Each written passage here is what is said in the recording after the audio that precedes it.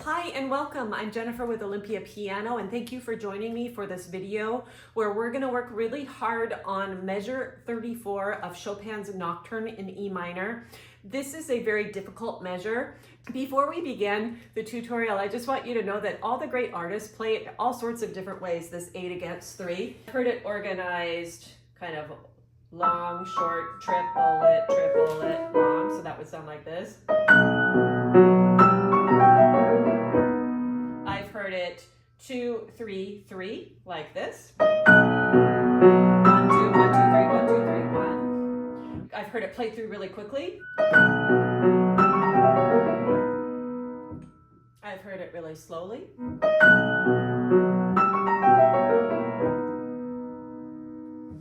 So there's many ways that you can play this, and it's my goal in this tutorial to give some tools that will help you accomplish this measure within both your artistic vision and your technical ability. So let's get started. In the description, there's going to be some timestamps, so please feel free to use those to skip around to what you feel like working on today. So we'll start with the grace note. Fingering is either going to be 1, 4 or 1, 5.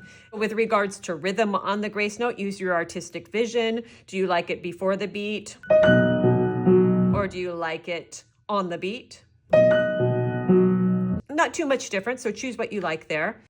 For the left hand, I'm going to give you 2 main options with 1 optional ending here. So option 1, 5, 1, 2, 1, 5, 2, 1. Now this ending could go 2 different ways. It could either go 5, 4, 5, 2, 1, or 5, 4, 3, 2, 1. The 5, 4, 3, 2, 1 frees up your pinky to go to that G.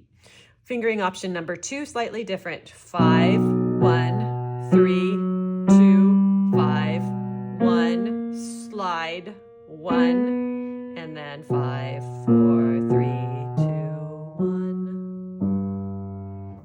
So spend a lot of time practicing that left hand so it's on automatic. Fingering for the right hand, there's really just 2 options. You could either have 5, 4, 3, 2, 1, 4, 3, 1, or 5, 4, 3, 2, 1, 4, 2, 1. So figure out if 2 or 3 is better for you at the bottom. Now we'll do the 8v3. If you can stand to do it, it's useful to go to find the common denominator of 8 against 3, so you can find out exactly where those notes should be played in relation to each other. So if you look up above, you see I've made a little chart. It has 24 subdivisions because 8 times 3 is 24, so we want to find the exact place where they're occurring in that 24. So right hand would be coming on 1, 2, 3, 4, 5, 6, 7, 8, 9, 10, 11, 12, 13, 14, 15, 16, 17, 18, 19, 20, 21, 22, 23, 24. As you can hear, that's a little tricky to say that. Left hand will be coming on 1, 2, 3, 4, 5, 6, 7, 8, 9, 10, 11, 12, 13, 14, 15, 16, 17, 18, 19, 20, 21, 22, 23, 24. It's a little tricky to say all of those numbers. So I found that it's easier both to say and to see when I just make 8 groups of triplet subdivisions. And these subdivisions have nothing to do with is it a 16th note, 32nd, whatever. This is just to find the general relationship of the notes to each other. So you can see now I've got triplet, triplet, triplet, triplet, triplet, triplet, triplet, triplet. So right hand is always coming on the first group of every triplet subdivision that we're using to put these together. Then the left hand, however, comes on triplet, triplet, triplet, triplet, triplet, triplet, 1 and a 2 and a. So you can see exactly in the group of 3 where that left hand is coming in. And that makes it more manageable to put it together. To practice this, let's do the first 4 right hand notes and the first 2 left hand notes. So we have together da da da da da da da da da da da da da da da da da da.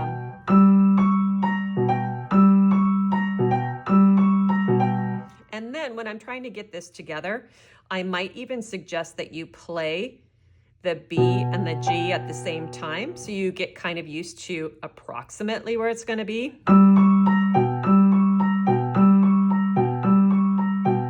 look back at those triplets, and that's just going to come right before.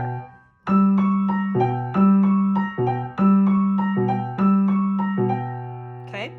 And then once you've done that, then we're going to do the same exact thing for part 2. This one's a little trickier because you got the crossover here, but let's start nice and slow, and we'll do the last 4 right hand notes. Triplet, triplet, triplet, triplet. Triplet, triplet, triplet, triplet.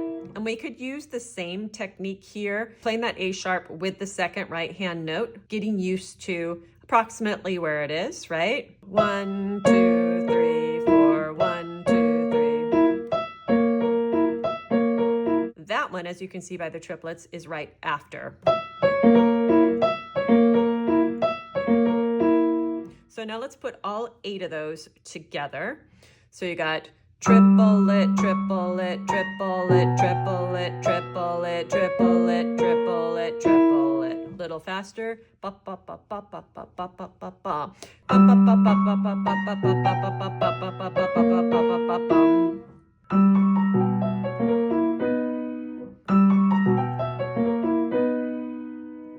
So then after you've done that a bunch of times, put your metronome on a really slow beat, like 40.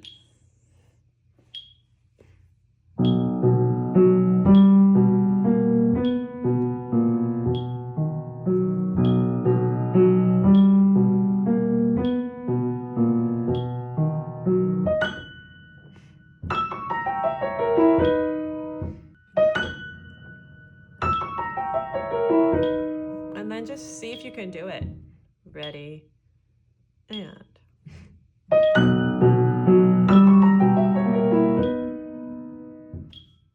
One thing I suggest to my students as we're practicing something like this is to make a recording on your phone of you doing the left hand and then you doing the right hand, so you can just get used to focusing on one or the other and then putting them together. That technique works really, really well. So I'm going to show you some of the things I showed you in the intro, how different people play it. The way I just played it was with the metronome, but many people do play it that way. So kind of straight, I guess you could say.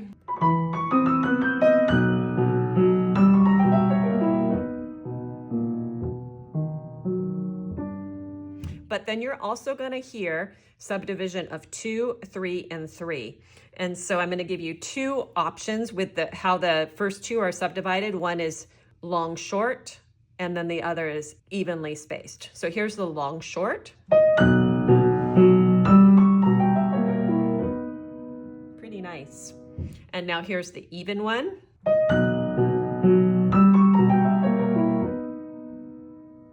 You will hear that quite often like that. And here's the thing about 8 against 3. You could practice it 1,000 times. And when you get to performance, it might line up, it might not.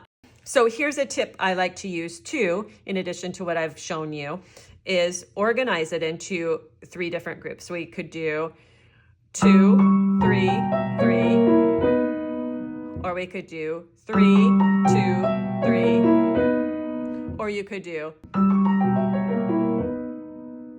So you can practice grouping it into the different subdivisions like I showed you. You can even play it with those subdivisions. I'm going to show you one technical tip to help make this arpeggio a little bit better, because this particular arpeggio is pretty hard. The thing that I like to do is take the turnaround point, and this is going to help you know how high your wrist should be. And I'll also do a side view of this at the very end. If we start too low, then we are in big trouble because we have to get over that with 4. So I like to take just the turnaround point. So 2, 1, 4, and then just kind of go back and forth till that feels pretty good. And I'm feeling where my wrist is. Now I'm going to add 2 notes. So I'm going to add the 3 on this A sharp, and I'm going to add the 3 on this A sharp.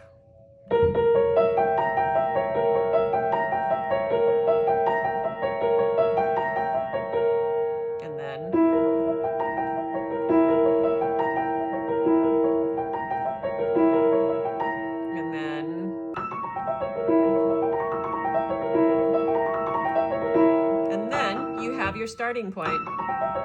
After you've done that, work on the pivot point, the fold under point for your arpeggio. I'm just going to show you a quick side view on that. All right, here's the side view. I just want you to see the height of the wrist. So if you start down here, this is going to be really, really hard. So we're just playing around, making a little finger exercise out of this moment. And we start with just 2 notes on either side of the pivot. So, and then we're going to add the 3rd finger.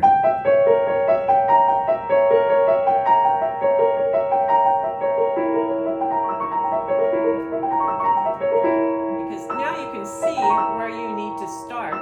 Up here. Thank you very much for watching today's video. I hope that you now feel a little bit more confident with your 8v3s. Remember, try to fit it within your technical ability and your artistic vision. Piece it together that way. Please make sure to subscribe so you don't miss the other few videos I'm going to do on this particular page. If you like this style of teaching, make sure that you subscribe, share with others who might like this sort of detail. And you can even donate to my channel if you found this particularly helpful. It allows me more time to create more videos like this. And you can do the donations either through YouTube Super Thanks, which is 3 dots at the bottom of your screen, or on PayPal. I'm really grateful for the donations I've received because it lets me know that I'm doing something that's valuable to you. And I really want to pass on the great knowledge that I received from my fantastic teachers over the years. So that said, let me know where you're from in the comments and if you have any questions.